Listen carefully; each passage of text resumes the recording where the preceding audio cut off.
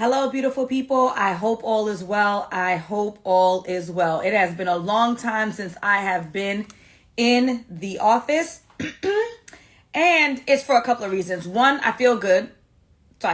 So there's no reason for me to lay in bed. Number two is because of the scammers. The scammers are out, and I want you guys to know that when you're watching me, you are watching me, and this is my space. Y'all always know I got the white door, I got the gray wall, I got the, what you call that kind of door? Farm door. I got my favorite chair. For those who are really following me, you know the story behind the chair. So I am back in the office to add some legitimacy back to my page. And then the other reason I'm back too is because it's hard for me to edit these videos when I'm all in y'all face like this when I'm in the bed. So a little distance definitely helps a lot. Thank you for those who are joining. Dreamville, Row, Faith Crescent. Thank you for joining. If you are new to my page, this is the first time you've seen me, please let me know who you are and where you are from so I can welcome you to the land of love. Thank you, Jay, for the compliment. Goddess of the land, welcome. Thank you. Brown Skin Beauty. We have a lot of beautiful people who are here. Thank you so much for joining. Hanging with Mr. Cool. I like that. Heart of a Lion 17. What's my budget? I don't know. Well, welcome anyway. Coffee Brown Sugar, Derek. Hello, everybody who is joining. Please go ahead and share this live with anyone who you think can benefit from hearing some practical and sometimes hard-hitting but necessary advice around dating and relationship. Hi, Sonia from Paris. Thank you for joining. Mary from California. We have Kiba. Hey, Kiba Boo. Joanna from Connecticut. Thank you and welcome. Yes, Lady Dimples, you can finally catch us live. All right. So, a little bit of a rundown of who I am, where I'm from, what I do, what we gonna do, how this gonna work. So, my name is Alison. I am a certified dating and relationship coach. I have a bachelor's degree in education. I have a master's degree in counseling. I have a master's degree extension in mental health counseling. And I have a certification in coaching. I've been coaching for almost 2 years now. I primarily, but not exclusively, work with singles to help them find the love and commitment that they deserve through my coaching programs. But what I will always tell you is that you need to vet any professional you work with, right? So before you book your hair appointment, you look at the photos, you check out the Instagram, you look at the reviews. Before you go to a restaurant, many times you check out the reviews, look at the resume, the menu, right? Like, you need to make decisions as to who you think will be useful to you, who has information for you. So I want you to check out my freebies and go ahead and text the word ALIGN. We're not starting yet. You got time. Text the word ALIGN to 888-900. Let's say 9,000. 888-900-5447 so that you can get reminders of when I go live, when I have free trainings, when I have discounts, and also a reminder for you to pop your question in. So how does live Q&A work? There are going to be people who join. There are going to be people who ask. I need y'all to kindly let them know how it works. So every week on Tuesdays around 5 p.m., I think yesterday might have been like 8 p.m. Y'all gonna forgive me. I put this same exact story, this green story goes in my stories around 5 p.m. every single Tuesday, right? It lasts for 24 hours, and there is where you put your questions. I do not accept questions once I've gone live. I do not accept questions once they're on the live. This is how I can stay organized and I can keep my timing right.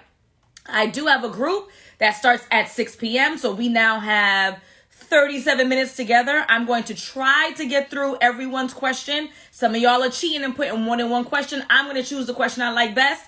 That is not how it works. This is a free service that I offer to my community every week to give you advice that I charge people for. So it's going to be one question and I will do my best to get through them. I cannot promise that. If you need more support, you need to click the link in my bio. You could book a single session or you can join my full-on program. Thank you, Johnny. All right, so let us jump right in. First question. What if a man loses you and says they now realize they do want you? Is it worth trying? What if a man loses you and then says They now realize they do want you. Is it worth trying? Okay, so remember, this is a lack of context. There's not a lot of information that we have here, so we're going to take the information that we have and we're going to make the best of it. So I'd like to know what this gentleman, well, in theory, I'd like to know what this gentleman did, right? What exactly was the violation? What exactly caused the breakup? What happened, right?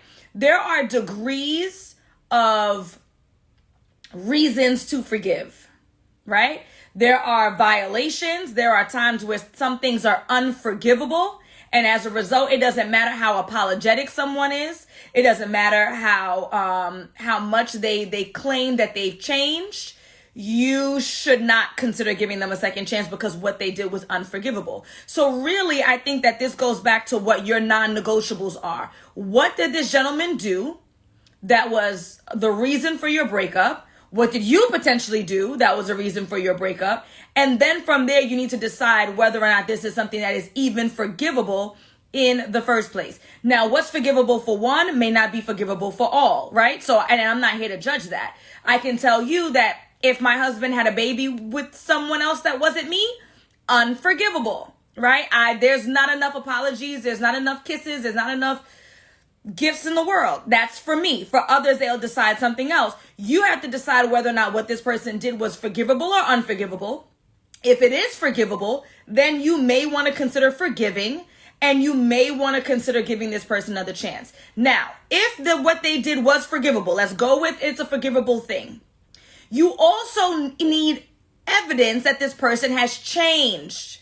This is not just, okay, he ghosted me for a couple of weeks and really wasn't the end of the world. I do know he was struggling with the project at work. I do know he was struggling with the death of his father.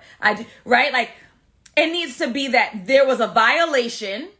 You have forgiven the violation, and this person has proved to you, they've given you some kind of evidence to support the fact that they are not going to violate again. It can't just be blind forgiveness willy-nilly just because. There needs to be a rhyme and a reason, because then what happens is that if they play you the second time, guess what? You did it to yourself. Whose fault is it? Yours. Because they gave you a preview, you watched the movie anyway, and then you were surprised at the result. Okay? So again, the question is, what if a man loses you and says they now realize they want you? Is it worth trying again? Number one, is whatever they did that caused the breakup forgivable? Was it outrageous or was it forgivable? If it's forgivable, if you have evidence to support that that will not happen again or should not, because anything could happen, right? Should not happen again. They've proven to you that this instance or this circumstance has changed, then I think that you should reconsider. If what they've done is outrageous to you, to your standard, then there's nothing to talk about. Okay? Okay. Hey guys, thank you everybody who's joining. I'm just waving. Hey y'all, love y'all. All right, next question. My boyfriend doesn't want me to take a trip with my friend that's a girl. My boyfriend doesn't want me to take a trip with my friend that's a girl. So let me tell you, normally I take the questions that I'm given and I try to come up with a conclusion as to what the person's asking, and then I try to answer it to the best of my ability. In this particular case, I had a little bit of time, so I attempted to DM the person for more context. I don't ever do that. And her page was private, so I couldn't get more context. So I'm going to go with what I'm thinking, right? Are you bisexual? If you're bisexual, then I could imagine that your boyfriend would be uncomfortable with you taking a trip with this woman who's your female friend, because perhaps he thinks that there's some kind of potential sexual interaction. But other than that, I don't understand why. And so this goes back to asking the question, why? Why is it that your boyfriend is uncomfortable? If his reasoning is reasonable, then we need to have a conversation about, I understand what you're saying, and as a result, perhaps I will not go on the trip. Other than that, again, I cannot imagine why your boyfriend would be uncomfortable with you going on a girl's trip. Right? So epitome of class says he doesn't trust you.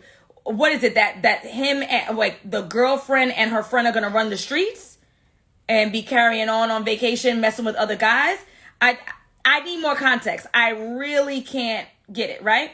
Okay, so Renee says possibly doesn't trust a friend. So let me tell you my take on vacations, right? I know there used to be a lot of talk back in the days, a couple of years ago, that pissed me off, especially on Twitter, about, yo, bro, you better not let your girl go to Miami during Memorial. It's over. Guess what, kind sir? Guess what, ma'am? Whatever your boyfriend or girlfriend or husband or wife or spouse or whoever is going to do in Miami or in DR or any other place, please believe it, please, they're going to do it right here. Wherever your here is. My here is Brooklyn, right?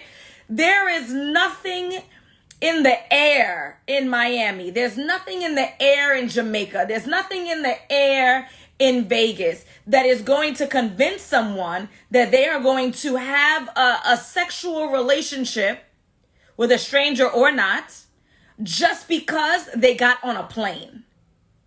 There is no drug that's in the ocean. Okay, so this idea that you can't let your man go to DR because there's mad chicks there. I've been to DR. I've seen it, right? Guess what? That means he's a tempted man who's waiting for the opportunity. Now, I'm not saying that I'm going to drop my husband off in the middle of a brothel, even though he would still come home untouched, right? But at the same time, you got to let people live their lives. To me, the boyfriend doesn't want to take a trip because the friend potentially is too friendly. That same friend is friendly here in Brooklyn. That same friend is too friendly in Chicago. That same friend is too friendly in Atlanta. And if they're hanging out in any social setting, if your girl is a type that's going to mess with another dude and cheat on you because of the influence of their fast-ass friend, good luck. That means your girl was fast regardless. That means your man was fast regardless. It was only a matter of time. So I don't have enough context to answer this question, but I'm going to say that it's weird, and I'm going to say that you guys have deeper trust issues than just whether or not you're going to go on a trip with a female friend. And I'll leave it at that. Y'all need to figure that out because this is above and beyond the trip. The trip ain't it. There's a lack of trust, and that's what it is. Okay?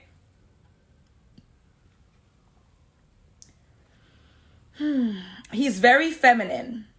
Not my ideal guy at all. But I love him. Should I stay? I'm scared. He's very feminine. Not my ideal guy at all. But I love him. Should I stay? I'm scared. So, again, lack of context. How feminine is very feminine? Are we equating sensitive, loving, affectionate, kind? Are we equating those characteristics as feminine? Or I ain't trying to offend nobody. Or is he feminine? Like, what are we talking about here, right? Like, do people think that he is gay when they meet him? Instantly. When he's walking down the street, do people think that, like, how feminine is feminine here? So if we're talking about you are afraid that this gentleman might be actually gay, if that's the language that we're using today, right? We're being honest with each other. You feel like this gentleman is potentially gay, then you should not be with someone who you think is potentially gay. Potentially gay. You just shouldn't. It's too risky for you, right? If you're talking about he a little soft, well, maybe a part of the softness is what makes you love him so much, because he's so kind, because he's so warm, because he's so sweet, because he's nurturing to your needs. So it's like a spectrum here, right? Is that the word? Yeah, spectrum. It's like, right? I think it is. What do we mean? Do people think that your boyfriend is gay? If people think that your boyfriend is gay, then he is gay enough for you not to be with him. I know that's not nice to say. I'm so sorry. If you're saying that he's just not as tough or rugged or whatever as a gentleman that you're accustomed to, the gentleman that's in your neighborhood, but you have no question or qualm whether or not he's gay, then he's loving and he's affectionate and he's warm and he's sensitive, and those are the reasons why you should appreciate him. I just don't know what you mean when you say he's very feminine. So you have to decide on what that looks like for you. And I would use the measure of, what do people normally say? Do people think that he's gay on the meat? If they pause. And if on a meetup, like when they see him, right? That's going to be the deciding factor. Okay? All right. And by the way, the rule is one question. So that's one question from you. One question. I feel like I've met the one, but neither of us are in the right space. Is it bad timing? I feel like I met the one, but neither of us are in the right space. Is it bad timing? Well, I would say the timing isn't great, obviously, right? I want to know what is the right space, what's the wrong space, and can we fix the space? Because I'm sure that we have heard plenty of both men and women complain about how difficult navigating dating is right now, right? And so I'm not trying to encourage anyone to allow circumstances that can be fixed to not be. So what is the issue?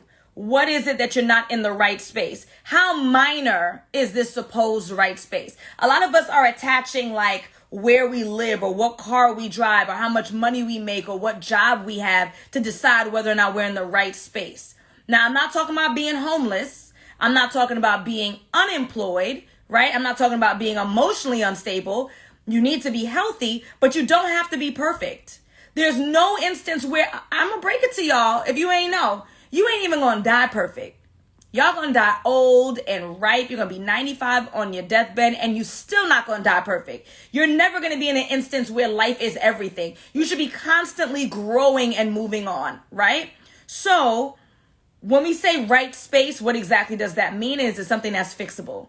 If we can fix that space, right? If we can fix that space, then fix it. Because if you think that you found the right person, that's the hard part. Fixing the circumstances around you would be the easy one. If you're not in a position to fix whatever this space is that's so problematic, that's holding you back from someone that you feel like is the one. He's Neo. He's the one, right? You Trinity. He's the one. You Morpheus. He's the one. And you can't fix it, then it is bad timing and you just got to keep it moving. But I really highly recommend that you fix it. Because finding the one, I mean, y'all saw the movie. It ain't easy, right? All right. So, Tiff, pregnancy updates, please. How are you feeling? Did you have that shandy? Okay. So, I'm sure you guys don't care, but my belly's getting a little bit bigger. I'm in the second trimester. I'm at almost 26 weeks. I have something called a glucose test tomorrow that I heard is mad nasty. Please pray for me. But these are the supposed good times, right? Like where you're not as sick, you're not as problematic. It's all right. It's all right. Now, in reference to the shandy, did you have the shandy? For those who don't know, a couple of days ago, I posted in my story and I asked, can pregnant people drink shandy? I am not a drinker. I don't drink under normal circumstances. So me being pregnant and not being able to drink ain't no thing, right? However, I do like shandy, and I passed a corner store and I saw an advertisement for shandy, and I really wanted one, and I decided not to have the shandy. So to answer your question, Tiff, I did not drink the shandy. There was a case of shandies at a party I was at last night. I did not take one sip. I took the L. I drank my water. I am not pleased. I cannot wait to have turkey sandwiches and sushi and shandies again. Okay? Yes, I know. I mean, it's not really much to update right now. The newest update is I have my glucose test tomorrow. I heard it was nasty. Pray for me. And that I can't eat what I want to eat. Okay? That's all I got. I ain't really got much. I'm going out on Friday, so maybe I'll take a nice picture and I'll post it for y'all so y'all can see the bump and how it's growing. Okay? All right. So, when should you introduce... Oh, thank you about the braids. When should you introduce your partner to your inner circle? When should you introduce your partner to your inner circle? So this came from... I want to make sure that I'm right and I don't want to be offensive. I think it's a dude. But whatevs. So I'll just answer it willy-nilly. So I would introduce my partner, someone I actually call my partner. If this is my partner, then they would have been introduced since the dating scene. So I would have done it beforehand. Before I call this person my man, I absolutely would have introduced them to the inner circle. And I'll tell you why. My inner circle have people in it who are really good at reading signs, checking behaviors, being observant, and helping me to make decisions. I know that maybe that's undesirable, like, oh my gosh, the group chat is making decisions. But yes, because sometimes we can be blinded, and so it's helpful. Now, I'm not introducing this person to every old body or somebody who I think is jaded or problematic, but I would like the insight of my inner circle. And trust me, if I'm calling this person my partner, my inner circle already vetted them. They was on their Instagram page. We done Googled them. We already did our research. They had the discernment. Exactly, Kiba, right? More. I mean, I'm discernment queen, but they are discernment princesses along with me and can help me in times where the queen is still blinded, right? So introducing my partner to the inner circle would have happened before they were my partner, because they're going to help me decide whether or not I am right in my analysis. Yes, it is this scientific. If I am right in my analysis on whether or not this person should be someone that I would then call a committed mate or a partner. Okay. Someone asked, is it okay to start dating pending a divorce? Is it okay to start dating pending a divorce? How pending is pending? I need you to be honest. How pending is pending? Okay. Now, I would tell, generally, my advice is I do not recommend anyone dating anyone else who is still legally married. Better safe than sorry. I want to see the documents. Sometimes them documents be forged, child, but I want to see the documents, right? So my general rule is I would not recommend anyone to date someone who is still legally married. However, you're asking me as the person who is the legally married one, right? So as the legally married person, I understand, especially with COVID, because a lot of documents didn't go through in a timely fashion. I can understand your desire to get back on the scene if you've been going through the process of a divorce for 2 years, right? Like, why should you be single for that much time? If you are diligently filing your documents, both parties are in agreement, the divorce is not contested, the paperwork has been filed, it is literally only a matter of time. That's why I said be honest about how pending is pending. Is pending you moved out and she moved out and nobody has a lawyer? Is pending one person has a lawyer and somebody else doesn't? Is pending the one person is contesting the divorce and the other person isn't? What's pending? Or is pending that both parties are in agreement, the documents have been filed, they are literally in the courthouse waiting for the judge to sign? So again, if I were talking to the single person, I would tell them, do not date someone who is still legally married. Too bad, so sad. But this question is coming from the legally married person. I understand your desire to get back on the scene, but I also need you to be honest about how pending is pending. And if you tell me it's not contested, there's no issue, the documents are literally at the courthouse, then I would consider saying you can begin the process and be 100% honest. But if you were the single person, I would say stay away.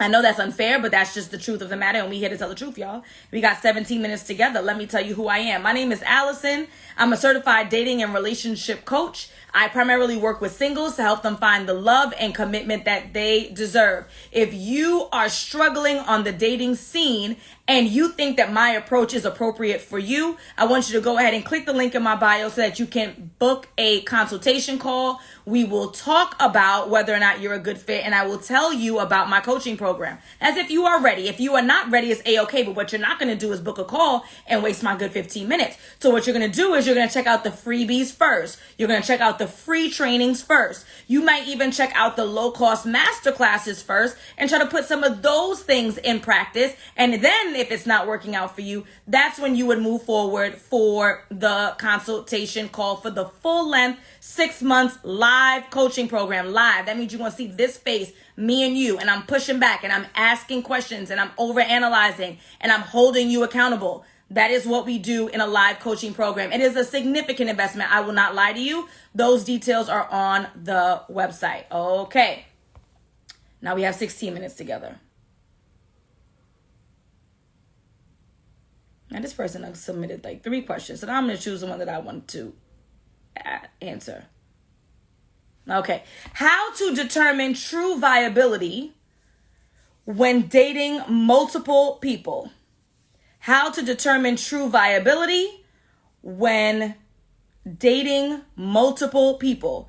Well, number one, I'm glad that you said multiple people because that's what I recommend, right? We have to be sure that we are giving ourselves as many opportunities as practical, not as possible, but as practical with the life that we lead. We work, we're mothers, we're daughters, we're husbands. Oh shit, you shouldn't be husbands. You're fathers, you're busy, right? So yes, you should be dating more than one person at a time to assess who's the best match. Just like I would not apply for one job and submit one resume and hold out for that one interview, go on that one interview, see if they call me 2 weeks later. They don't call me. I go back on Indeed.com and I apply for one job again. No. I'm writing multiple different cover letters and I'm submitted on multiple different platforms and I'm scheduling multiple different interviews throughout the next couple of weeks. And then whoever I think is the best match and whoever is also interested in me, because it's a two-way street, we will then talk about next steps. Okay? That does not mean that I was hired by all of them, aka I didn't sleep with all of them, but I'm definitely going to have conversations with more than one employer at a time. Duh, right? So I'm glad that we're already on the same page in that regard. How do you determine true viability? So this is what I do with my clients. I have a client who's in here right now. She says, I'm not going to say her name because it's going to go and people going to see lots of times. So it says, yes, the best coach ever. I enjoyed all my sessions so far. And we have our last one in 14 minutes. So I need to keep talking. Okay. Oh, somebody said worth every dime. Thank you, a grown woman. I'm going to say your name though. Thank you, a grown woman, worth every dime. So how do you determine viability? This is what you're going to do. Before you even start dating, which is a little too late for you, but for everybody else, before you start dating, you first need to get super clear on exactly what you're looking for in a partner, in a partnership. This is what I teach in my 6-month coaching program, The Partner You Deserve. Before you put yourself out there, you need an outline, paper and pen. You're not texting it, you're not writing it in your notes. I need you to get super clear on exactly what you're looking for in a partner and a partnership. Well, guess what? You better find the time, Sharika. Find the time. If it's a priority, you're going to find the time. Because I bet I can see in your little profile pic, you look good. You got a nice dress on, your hair's done. I can see, You find the time for that. If this is a priority for you, you are going to find the time. That's it. Working out is hard to do too. Eating healthy is hard to do too. We find the time. So if it's a priority, you'll make it happen. Okay?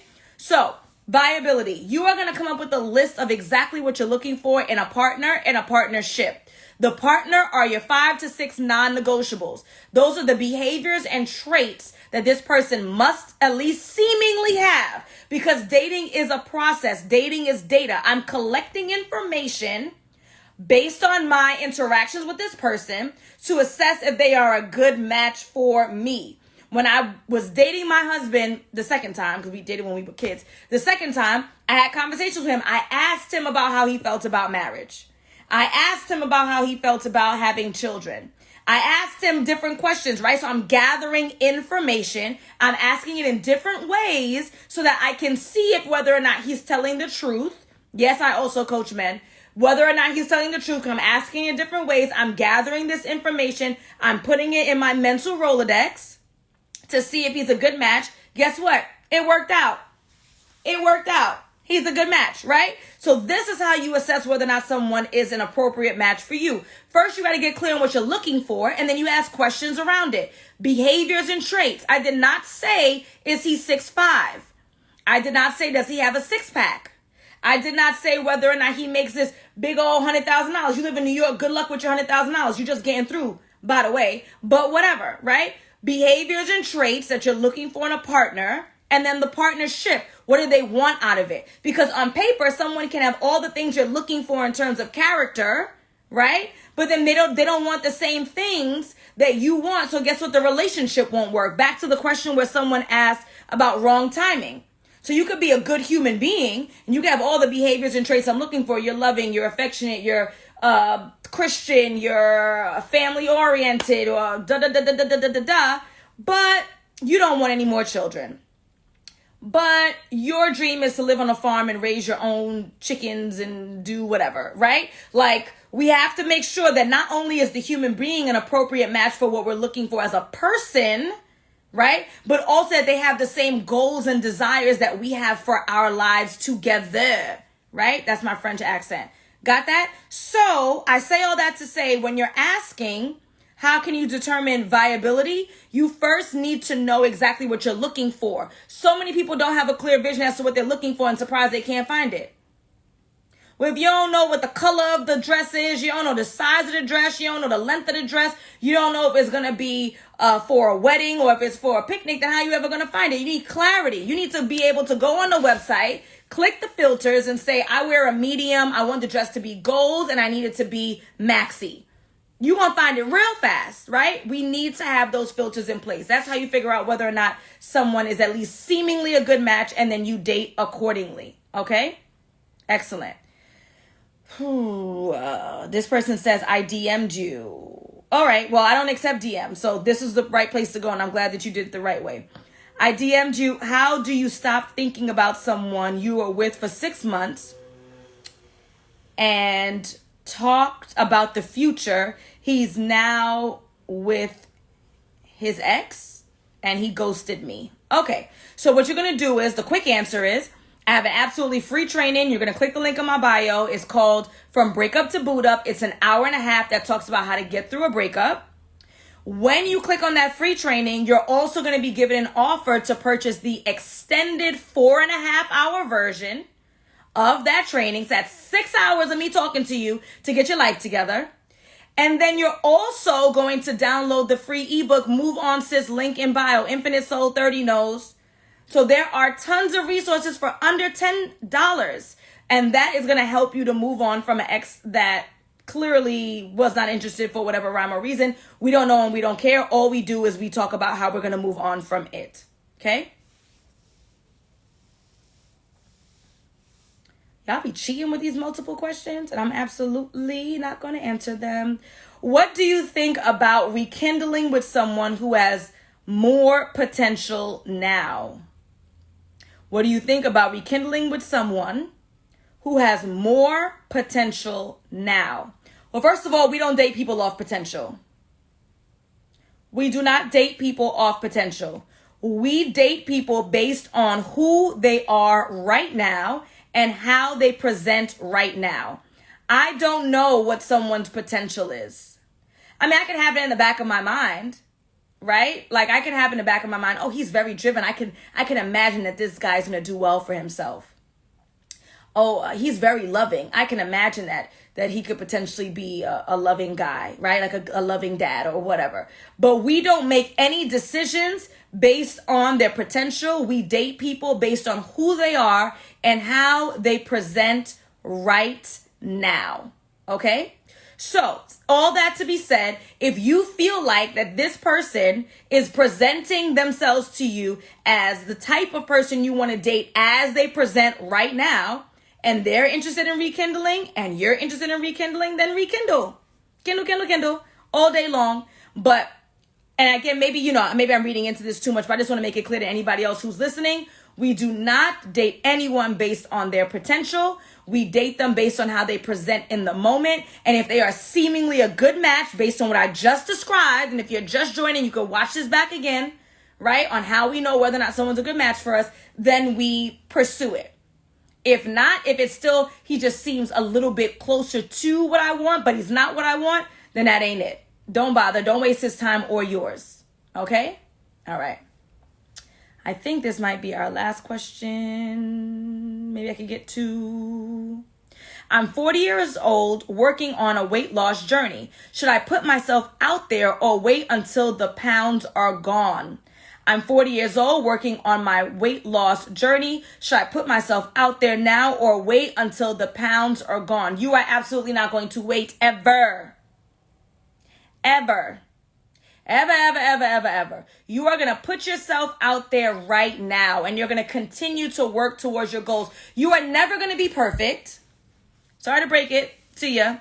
Neither me. Don't worry. You're never going to be perfect. It's never, like, I don't know about y'all. I'm never happy. Like, my curls done dropped in these 2 braids, and then in these 3, the curls are popping. I ain't never happy, right? Like, it's never enough. We always want more. We always want more. And even if you do drop the pounds now, then it's going to be something else. We do not wait. You put yourself out there now, and you continue to achieve your goals. You continue in your weight loss journey. You continue to make more money. You continue to take better care of your skin. You continue to strive at your job. We do not put anything on hold. On top of the fact, and I don't know your life, right? On top of the fact that many of us always say we're going to lose the weight, we never do. What you going to do, be lonely forever? Hell no. Put yourself out there now and continue to reach your goals. He going to like you. You'll be all right. Put yourself out there, sis. That's what Jay said, okay? Whew. 5 minutes. More like 2 because I want to get something to drink. Y'all don't mind. I know y'all don't. Love you. In online dating, how do you get past all the small talk and get to the meat of knowing who they are?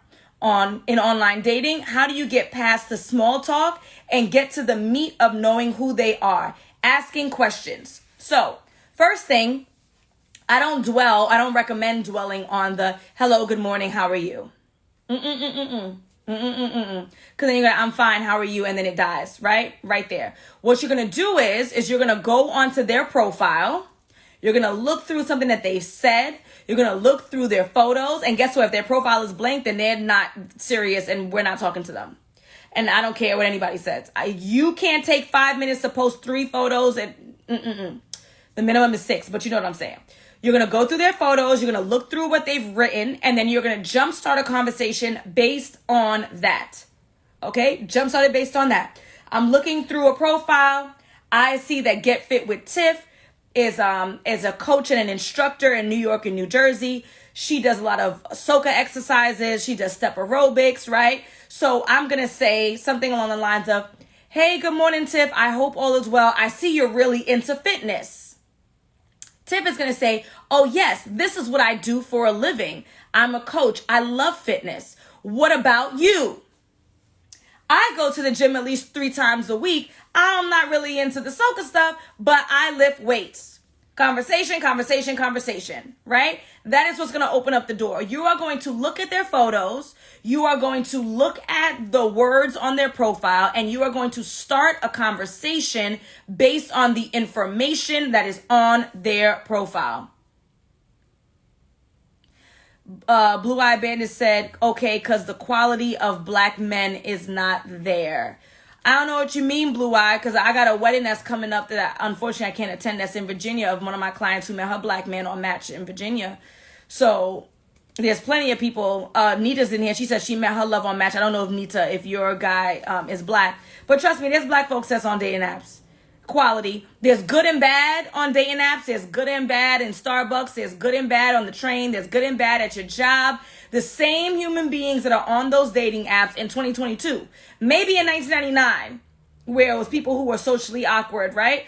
In 2022, the same human beings that you are meeting socially in public are the same ones that you are meeting on dating apps. And the beautiful thing is that you can kind of avoid a lot of unfortunate interactions by simply swiping, reading, seeing nothing and keeping it moving, seeing foolishness and keeping it moving. So I would much prefer in this day and age to be on a dating app than to just be at a party or be at a social event and just meet people. Okay? So don't turn your nose up at dating apps. They're not as hard as you think that they are. You also have to be dedicated. I got folks who go on for 3 days and then they're surprised that they don't get the results they're looking for. Could you go to the gym and get results in 3 days? Absolutely not. Okay? So, blessed Aries, and maybe you need to reconsider which apps you're on.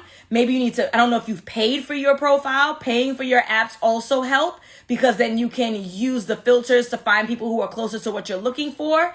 There's lots of things to consider. Click the link in my bio. Check out my trainings. I talk about dating, and I have one training, Dating 101. That's $37. It's 3 hours that talks about how to navigate dating in 2022. Take advantage. All right? Oh gosh, it's 5:59 and my client is on here, so you know I cannot be late. All right, guys, so I'm going to wrap up here. It has been a pleasure. I am back in my office for now. We'll see how long that's going to last. And I love y'all. I want you to take advantage of all of the resources I've compiled for the free by clicking the link in my bio and checking it out. I do want to thank Nita for purchasing a badge, Infinite Soul, a grown woman, epitome of class, Joy, Japa Black, Watsony, did I get that right? And I hope so. I love you. And thank all of you guys for being helpful, okay? And if you're ready to really take action and invest in a coach, any coach that's teaching you live, is that they're going to cost. If you're prepared, great. Click the link in my bio and book a consultation call. If you're not, it's fine. Check out the free stuff and take action. That's all I want you to do. That's the first hashtag I put underneath every post. Take action. Have a good evening.